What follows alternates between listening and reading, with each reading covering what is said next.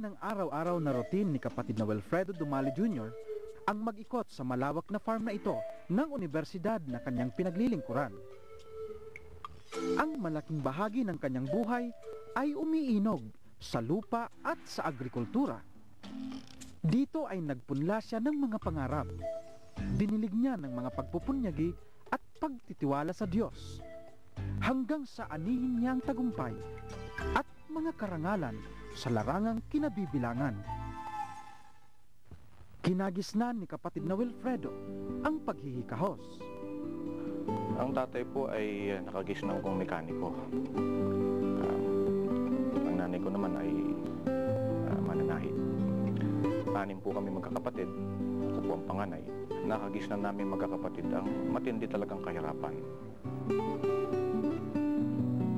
Ang kinamulatang kahirapan ay hindi nagpahina ng kanyang kalooban, kundi nagsilbing hamon upang magsikap na mabago ang buhay sa hinaharap. Pagka po araw ng Sabado at Linggo ay talagang kailangan po naming lumabas at humanap po ng karagdagang gagamitin namin para sa aming pag-aaral. Sa Nueva Ecija kasi isa sa mga produkto din dyan yung palay. Noong mga taon po na yon, pagka magbibilad po kayo ng isang kaban na palay, ang bayad doon ay 3 pesos hanggang sa yun ay madry. At sa bukid, yun po, ang tawag namin sa Ilocano, yung nagtutudtod kami, naninimot kami ng mga sibuyas sa palay, yun po ang ibinebenta.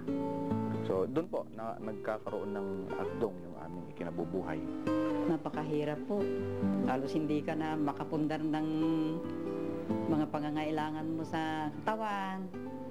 Talagang sakripisyo po talaga. Lalo pa 6 sila. Halos naging sabay-sabay na silang nag-aral. Siya'y kinakitaan ng kasipagan sa pag-aaral.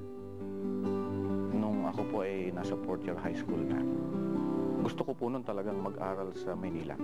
At kaming mga magkakaklase ay nagkayayaan kami na mag-apply kami sa UP. Pero yung pong 180 pesos na examination fee, application fee, wala akong na-produce eh. Kaya hindi po ako nakapag-examine sa UP. Dahil sa pagpupunyagi at sa pananalig sa Diyos, unti-unting sumilay ang magagandang kapalaran. Nag-open po ang full scholarship ng Philippine National Bank. Nag-apply po ako doon sa scholarship na yun. Sa awat tulong ng Diyos, isa ako sa 16 sa buong Pilipinas na napili ng PNB para maging full scholar. Yun ang nagtaguyod sa akin. Nagtapos sa kolehiyo bilang cum laude. Nang kumuha ng National Licensure Examination for Agriculturist, ay naging 5th placer at sunod-sunod pang kumatok ang magagandang oportunidad sa kanya. Pagkatapos kong ng graduation, naghanap na ako ng trabaho. Na-employ naman po ako sa Philippine Rice Research Institute. Nag-apply po ako sa scholarship sa kung saan sa ahensya. At noong year 2000 ay isa po ako sa 8 napili ng Philippine Council for Agriculture, Forestry and Natural Resources Research and Development, yung PICARD. Binigyan po nila ako ng master's degree scholarship. Ngayon, sa noong 2004, nag-apply na po ako sa Japanese Government Scholarship. Ito yung tinatawag po na Mombuka Gakusho. Noong April of 2005 po, ako po yung tumulak na papunta sa Tokyo para doon tapusin po yung aking PhD. Sa dakong yon ay muling nahayag ang talinong kaloob sa kanya ng Panginoong Diyos. Na-expose po kasi ako sa University of Tokyo na binigyan kami ng laya ng aming profesor kung anong research problem yung aming gustong gawin o gustong i-research o gawin sa laboratorio. Nag-set up ako ng mga eksperimento. Ang kanyang pananaliksik ay nagkaroon ng malalim na impact sa larangan ng agham. Ito pong bagay na ito ay may kinalaman dun sa global warming natin. Tinignan ko po yung potensyal ng lupa na mag-contribute po ng carbon dioxide sa atmosphere natin. So specifically, ang ginawa ko po ay tignan ko ang epekto ng paglalagay ng organic matter, organic fertilizer, at saka yung lime sa lupa. Dahil dito'y kinilala si kapatid na Wilfredo Dumali bilang isa sa 10 outstanding young scientists sa taong 2012. Isang prestihiyosong parangal na ipinagkakaloob ng National Academy of Science and Technology of the Philippines sa ilalim ng Department of Science and Technology. Sa kasalukuyan, si kapatid na Wilfredo ay Presidential Assistant for External Affairs sa Nueva Vizcaya State University. Na-measure nito, ulan, temperature, wind direction, tsaka po yung solar radiation. Yung solar radiation sensor ay ito po. Ang impact po nito sa agriculture, magkakaroon ng tamang impormasyon ng mga magsasaka ukol sa pagbabago-bago ng ating weather. At iyon ang magiging referensya nila para baguhin yung kanilang cropping system na tinatawag. Maaari nilang iatras o iaga o gawing late yung pagtatanim segundo sa kalagayan ng panahon. Dito ay patuloy pa niyang pinalalawak ang kanyang pananaliksik upang lalo pang makapag-ambag sa pagpapaunlad ng kaalaman sa agrikultura, hindi lamang sa ating bansa, kundi sa buong mundo. Kasama po ako sa research group nung tinatawag ng CAAM, yung Climate Impact Assessment in Agriculture in the East and in the Asian Monsoon Region. Ako po yung isa sa mga researchers na nakabase dito sa Pilipinas, kasama ng mga iba pang scientists na nasa Monsoon Asia. Bali, ang bangko po sa asawa ko, matyaga po yan. At saka talaga pong dedicated siya sa trabaho niya.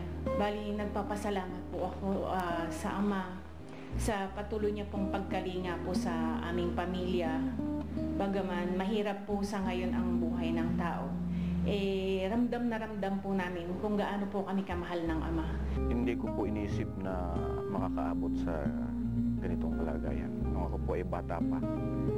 Nangarap po ako Pero naging sapat sa akin yung makatapos ng pag-aaral, magkaroon ng maayos na hanap buhay. Hindi ako nagkaroon ng pangarap na aangat pa ako doon ng mas mataas pa sa ganong karaniwang kalagayan. Napakabait ng ating Panginoon Diyos. At nung ibigay sa akin yung pagpapala hindi lang doon sa aking inaasahan, kundi higit pa ron. Kung pinagtutuunan niya ng pansin ang kanyang propesyon, higit na pinagtalagahan niya ang paglilingkod sa Panginoong Diyos. Nagsasakripisyo sila para sa tungkulin nila na magampanan yung sagutin nila sa loob ng iglesia at masigasig din silang mag-aral. Naging pangalawang pangulo na po ako ng pagsamba ng kabataan. Hindi rin nagtagal, ako'y naging pangulo. Naging pangulo din po ako ng pagsabi ni Kadiwa. Nag-diakono ako edad na 22. Edad 24, ako ay sa awat tulong ng Diyos. Pinagkatiwala maging pang-apat na pangulong diakono sa lokal ng Bayumbong sa distrito po ng Nueva Vizcaya. Nasa ako'y mapunta sa Japan. 3 taon ako naging pangulong diakono sa lokal ng Kawasaki. Naging pamunuan din ako ng 6 na buwan sa lokal po ng Tokyo. Hayag na ang kanyang mga anak ay sumusunod sa kanyang mga yapak sa pagsisikhay ng karunungan. Nagkaroon po kami ng Science Research Project Contest sa buong Nueva Vizcaya po. Nagkapalad naman po na ako po ay makakuha ng 2nd place dun sa nasabing contest po na yun. Subalit ang higit niyang ninanais na sundan ng kanilang mga anak ay ang mataas na pagpapahalaga nilang mag-asawa sa tungkulin sa loob ng iglesia.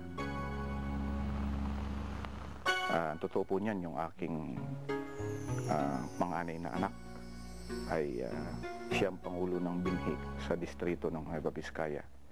Kasabay nun ay mga awit din.